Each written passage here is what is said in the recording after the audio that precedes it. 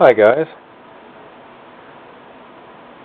For you to view my videos a little bit better, a little bit easier I should say, I added a little bit of light down here in the shop. I rewired these old lamps that were out in the garage my mother and father-in-law give us. I don't think wife's going to use them upstairs, so I decided to bring them down here in the shop and use them down here. Plus it also helps me put a little bit more light where it needs to be. Now, in the last video, part 17, you remember I kind of cliffhangered you guys on the putting back together of this Sylvania radio because we're getting near the end. Maybe I didn't cliffhanger you all. It might have just been some random guy out in Arkansas, but nonetheless, we're getting closer to the end. I had to do a little bit of painting here and there on this radio. I shouldn't say the radio, just various parts of it. One, I had to repaint, move all my crap out of the way here, was the, boy, I got a mess here, don't I? Was the alarm clock indicator. And before, this was kind of a maroon color. And I didn't have that exact match of paint. As a matter of fact, I rated my wife's nail polish stash for this. This is called Merry Crimson. This is kind of a dark maroon reddish color with a little bit of silver fleck. And I kind of like that color. You can see it stands out pretty good. That ought to look really nice against this gold background for the alarm indicator. And here are the hands for the clock. We have our minute and hour and our second hand.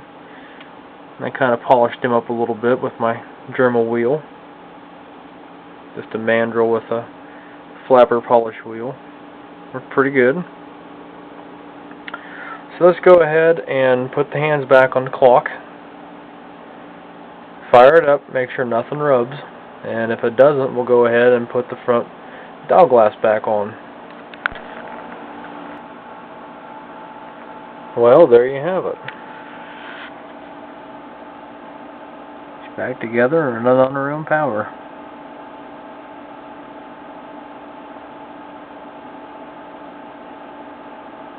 Very nice. Now we can reinstall the front dial glass.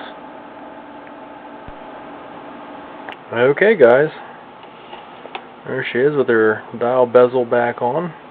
I really do wish there was more I could have done for this, but I don't know what these white streaks were in this plastic. You all have seen this many times before. There just ain't much I can do for it. But I am keeping up hope. One of these days, maybe one of these will show up, and I'll change the glass over for one that maybe looks better. So the clock motor's all back in. Everything works. Polished up the brass knob. Cleaned it up the best I could.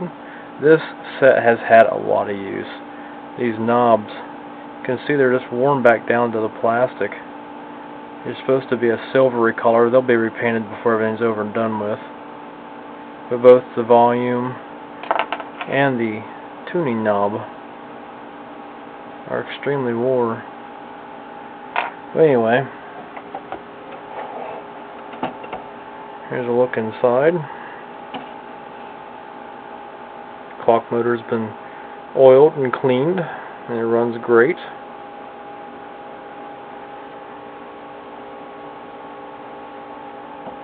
And let's set that aside. And one more time, we'll take a look at the radio chassis itself.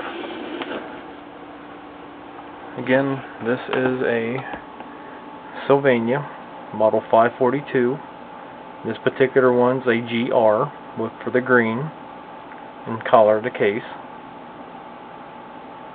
This is a 5-tube AM only radio. And some of y'all might wonder, why did he do a 18-part series on an AA5 when this thing could have been fixed in one afternoon?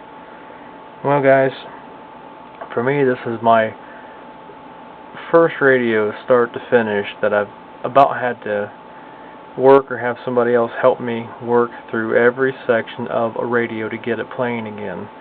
This thing was in very rough shape. And as you can see, all the rust has been removed, both there and off the back of the speaker. Tuner, the plates have all been cleaned and moved out to their appropriate spacings.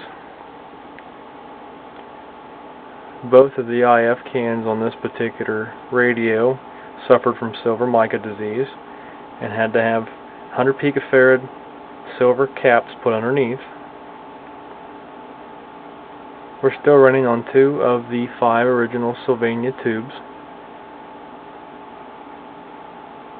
Everything's been aligned on this set, and my friend, he'd done a real good job on this when he had it out at his house, and done me really well on this. The speaker, again, has been patched, but it's in good shape. And one more time, we'll take a look at the underside of the chassis.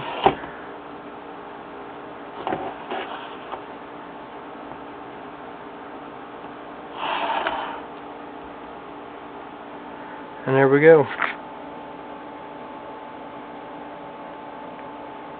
The IF coil had an open spot in it that had to be fixed. I had a missing 100 picofarad cap in this 5-lug IF can right here that was fixed. Had to put new electrolytics in her, and it was totally recapped, and all the resistors were changed while we were in here.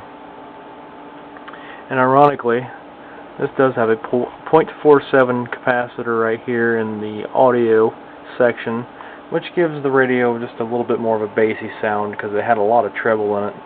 And my friend did that for me, and it sounds great.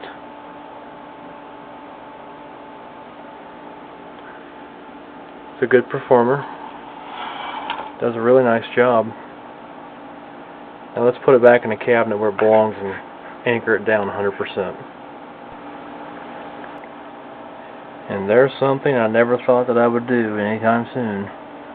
But the 3 chassis bolts are back in. So let's flip this pup up and have a look at her.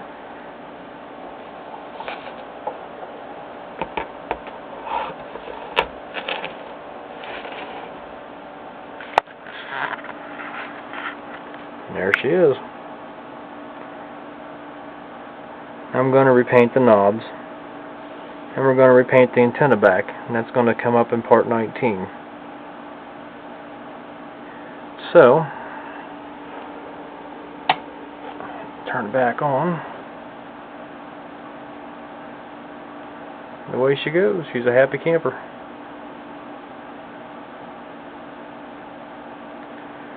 So guys, I said this is it for part 18. Part 19 we'll work on these knobs. We'll work on this antenna board here.